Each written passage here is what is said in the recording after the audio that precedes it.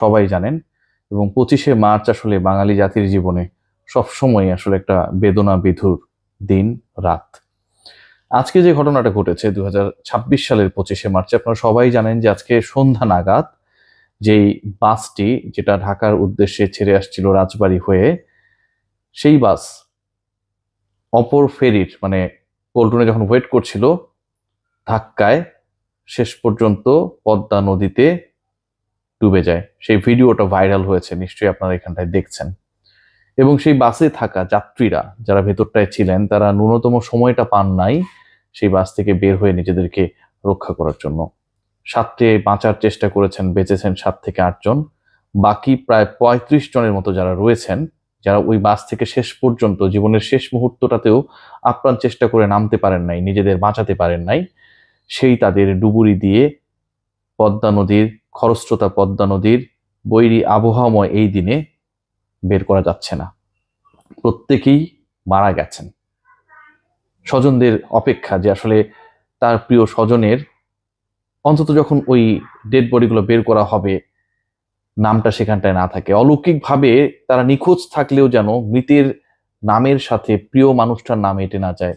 স্বজনদের প্রার্থনার অপেক্ষা সেই জায়গায়। আমি আলোচনা যখন করছি, আজকে পুরো বাংলাদেশ শোকার্ত।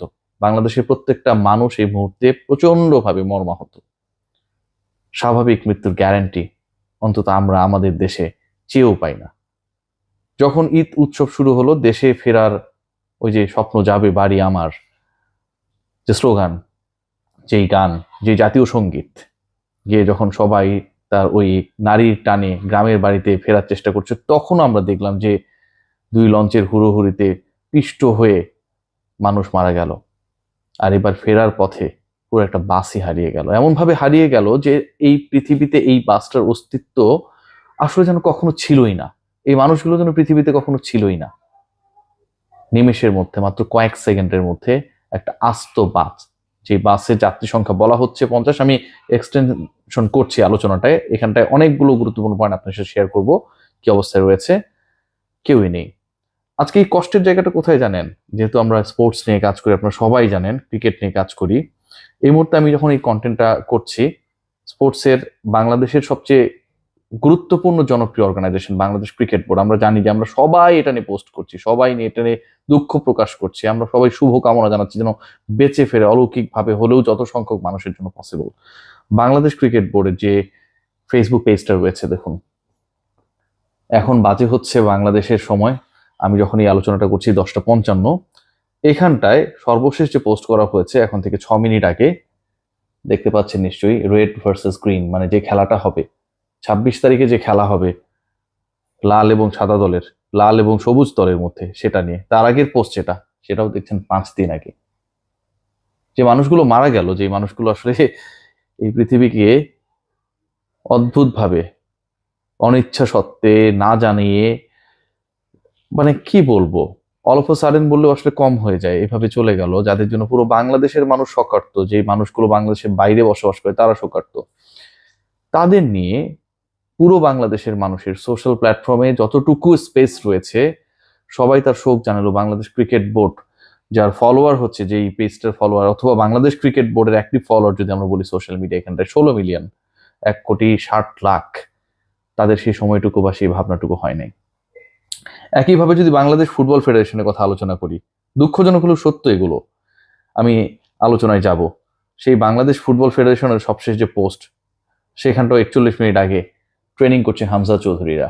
অবশ্যই সেই পোস্টগুলো আসবে, হামজা চৌধুরী ট্রেনিং করবেন, অন্য ফুটবলাররা ট্রেনিং করবে, ক্রিকেট বোর্ড তার খেলা আয়োজন করবে, কিন্তু এন্ড অফ দ্য ডে যখন পুরো জাতি একটা শোকার্ত অবস্থায় রয়েছে, তখন বাংলাদেশের ক্রীড়া ফেডারেশনগুলোর পক্ষ থেকেও সকল রাজনৈতিক যে দলগুলো রয়েছে, সামাজিক যে সংগঠনগুলো রয়েছে, প্রত্যেকেই শোক প্রকাশ করছে। শুধুমাত্র এই যে বলি না, দলমত নির্বিশেষে, জাতি ধর্ম বর্ণ নির্বিশেষে সবাইকে এক করে আমাদের স্পোর্টস, সেই স্পোর্টস ফেডারেশনের যে নেতৃত্বে যারা রয়েছেন, মিষ্টি মিষ্টি কথা যারা বলেন, তাদের এই শোকটা নাই।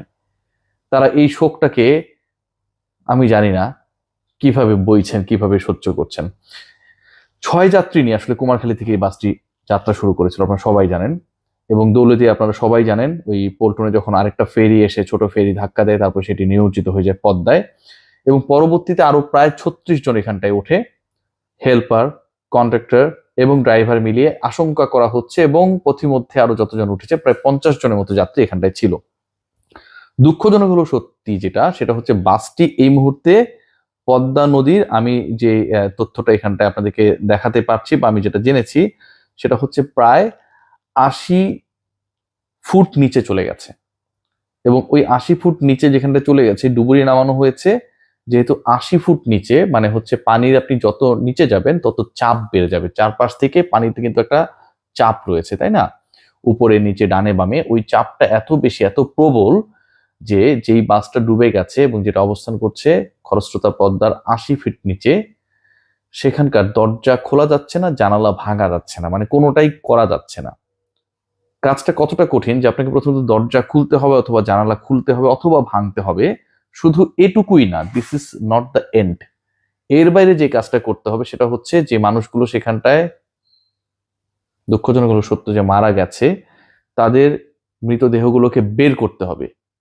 পুরো কাজটা যে করতে হবে এরকম বৈরী একটা আবহাওয়ায়, আজকে ঝড় বৃষ্টি হয়েছে আপনারা সবাই জানেন এই এলাকাতে, সেটা কতটা কঠিন হয়ে গেছে। ধারণা করা হচ্ছে প্রায় 33 থেকে 35 জন মানুষ ওই জায়গাটায় রয়েছেন। 33 থেকে 35 জন মানুষ যেই বাসটা পদ্মার নিচে রয়েছে, সেই পদ্মা নদীর তলানিতে বা তলদেশে আটকে পড়া সেই বাসে 35 থেকে 33 জনের মৃতদেহ রয়েছে। বেলা 2:20 সৌহার্দ্য পরিবহন, আপনারা সবাই মনে রাখবেন নামটা, সেটা আসলে কুমারখালী পৌর টার্মিনাল থেকে যাত্রা শুরু করে এবং এদিনও একই কাজ হয়েছিল। 6 জন যাত্রী নিয়ে এটা স্টার্ট করেছিল। পরবর্তীতে এটা হচ্ছে খোকসা থেকে 7 জন, মাছপাড়া থেকে 4 জন, পাংশায় 15 জন, ইঞ্জিন কাভারেও, মানে কত ভয়াবহ অবস্থা এই বাসের ইঞ্জিন কাভারেও, যেখানটায় ইঞ্জিন এবং তার যে এরিয়াটা রয়েছে অপারেটিং সিস্টেমটা আসলে যেখানটায় রয়েছে একটা বাসে, ওখানটায়ও যাত্রী ছিল, মানে এতটা ফুল ছিল। এখন কিছু মানুষ ভাগ্যক্রমে বেঁচে গেছে এবং কিছু মানুষ সাঁতরে উঠতে পেরেছে। যারা ভাগ্যক্রমে বেঁচে গেছে তারা হচ্ছে, যেহেতু বাসটা একটা ফেরিতে ওঠার অপেক্ষায় ছিল, সো তারা নিচে নেমেছিলেন। যারা এই নিচে নেমেছিলেন কোনো প্ল্যান ছাড়া, প্ল্যানলেস ওয়াইজ, তারা সবচেয়ে বেস্ট প্ল্যানার হয়ে গেছেন, তারা নিজেদের রক্ষা করতে পেরেছেন। আমি একটা ফটোকার্ড দেখছিলাম, যে সেই ফটোকার্ডটা খুব মানে দুঃখজনক হলেও সত্য। সেখানটায় দেখা যাচ্ছিল যে একটা শিশু, যে আমার আম্মু বাসের ভেতরে, আমি আম্মুকে বের করতে পারি নাই, ছোট্ট একটা বাচ্চা, একটা শিশু, তার মা বাসের ভেতরেই রয়ে গেছে, মাকে বের করতে পারেনি। এবং শেষ দিকে আসলে দম নিতে পানির মধ্যে অনেক কষ্ট হচ্ছিল, সে জানালা দিয়ে কোনো মতে বের হয়ে যায়, সাঁতার পারে দেখে বেঁচে গেছে। ভয়াবহ শোকের একটা দিন। মৃত্যু সবার হবে, পৃথিবীতে কেউই আসলে অমর না, আমাদের সবাইকেই মরতে হবে।